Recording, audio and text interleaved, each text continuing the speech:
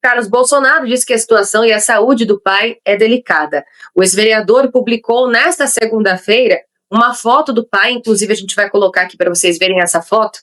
É uma foto triste, né? Inclusive, dá para ver o semblante aí do Bolsonaro preocupado, numa saúde realmente muito comprometedora. Enfim, e ele aí está no hospital e, segundo o filho, o estado de saúde dele é delicado e segue sendo monitorado.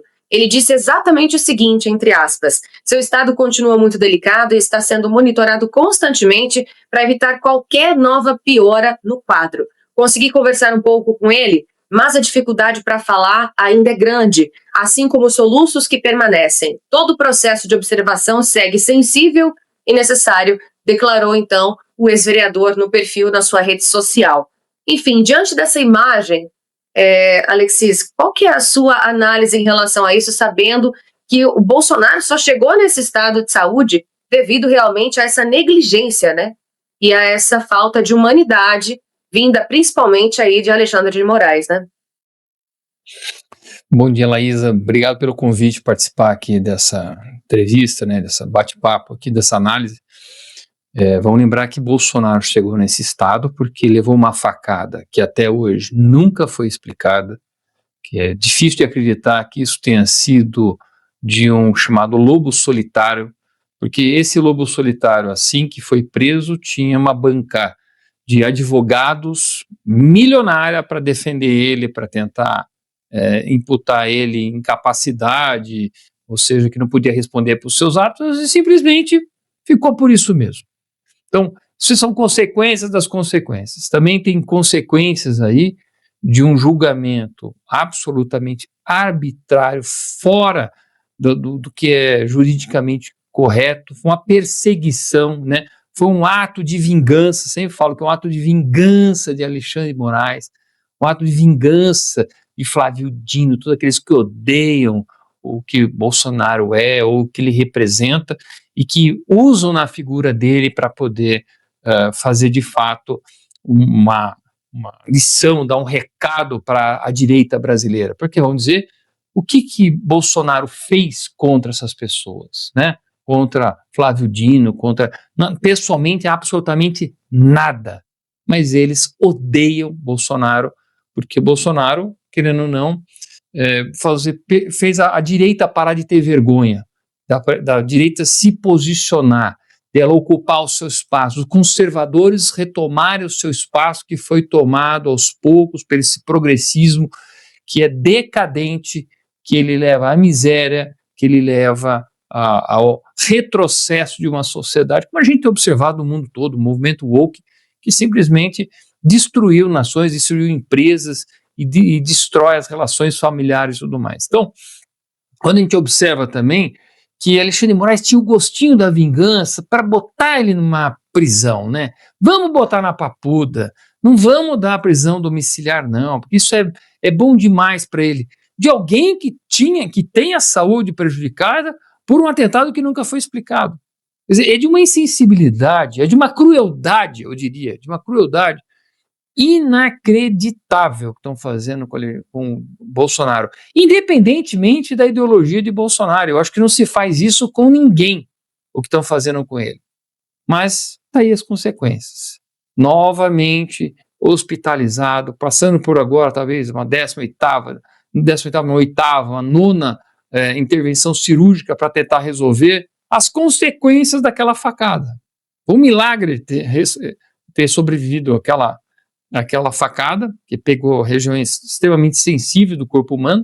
Agora, o que nós estamos vendo aí é a insensibilidade de Alexandre de Moraes, que se mostrou dentro dos outros processos agora, do Banco Master e outros processos, um cara comprometido. Ele está comprometido, ele não poderia ser ministro supremo, ele não poderia estar julgando. Fundo, talvez a história do Brasil conte no futuro de que tudo isso foi uma grande farsa, uma grande perseguição à direita brasileira conservadora e que a gente tem que rever. Todo esse processo caia por terra.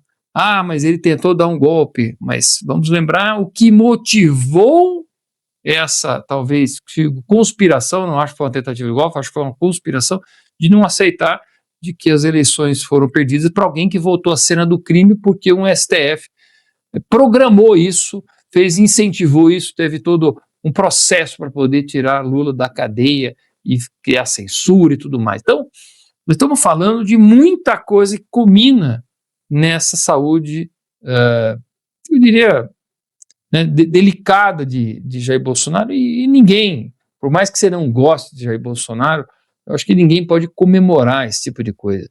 Se você acha isso bonito ou acha isso aceitável, imagine isso para você, porque o que está sendo feito é de uma injustiça, de uma crueldade, de uma falta de sensibilidade, que eu tenho dificuldade em acreditar que não estão acontecendo. Agora, o Brasil, nós estamos, né, discutindo outros assuntos que nós vamos discutir hoje aqui, o Brasil está no mar de lama, mar de corrupção, mar de tudo que é de ruim para esse país aqui, de um país que, infelizmente, para de crescer, não desenvolve e está nessa situação aqui, Laísa. Eu acho que nós temos que realmente lamentar o que está acontecendo, mas isso tudo são consequências do que aconteceu com ele, o que vem acontecendo com ele, que é lamentável. Realmente, além de lamentável, esse sentimento de injustiça acaba nos atingindo mesmo, né? Eu acho que se você tem nossos ex-artistas que estão nos acompanhando, as pessoas que têm um mínimo de humanidade realmente conseguem se solidarizar e se colocar no lugar, não só do Bolsonaro, que está passando por tudo isso, mas da família dele também. Porque isso não impacta apenas ele, né? Impacta realmente as pessoas que estão em volta, e a família acaba sendo a parte mais atingida de tudo isso. Enfim, é claro que a gente vem pedindo, né, as orações de todas as pessoas em relação ao estado de saúde dele, para que ele melhore, para que ele se recupere, porque de fato é muito triste ver o que está acontecendo. Inclusive, a defesa do ex-presidente Jair Bolsonaro pediu, nesta terça-feira, dia 17, apresentou um novo pedido de concessão de prisão domiciliar. Essa nova solicitação foi apresentada ao ministro Alexandre de Moraes, né, do Supremo Tribunal Federal, 4 dias depois do Bolsonaro ser internado no hospital DF-Star em Brasília.